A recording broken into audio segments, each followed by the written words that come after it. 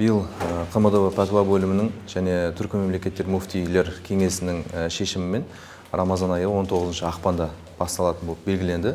Және биыл Рамазан айы 29 күн, 20 наурыз айт күні болып есептеледі. Және наурыздың 16-сынан 17-сіне қараған түні қадір түні.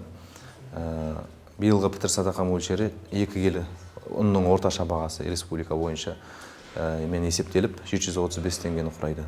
Рамазан айында облысымызда жылдағыдай 18 ақпаннан бастап тарауих намаздары өтіледі. Кешкісінгі уақытта мешіттердің барлығында және қайырымдылық шаралары биыл 35 мың отбасыға қайырымдылық беру жоспарланып отыр.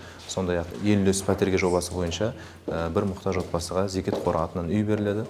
Бұдан бөлек отбасы құндылықтарын насихаттайтын семинарлар, сондай-ақ күнделікті тарауих намаздарына келген жамағатқа 30 күнге 30 уағыз атты уағыз насихат шаралары бар. Бұл уағыз насихаттар көбіне биылғы жыл муфтияттың жариялауымен ислам және адал қоғам жылы болып табылатындықтан, осы адалдыққа, қоғамда ауызбіршілікке, бірлікке, ынтымаққа үгіттейтін тақырыптарда болады.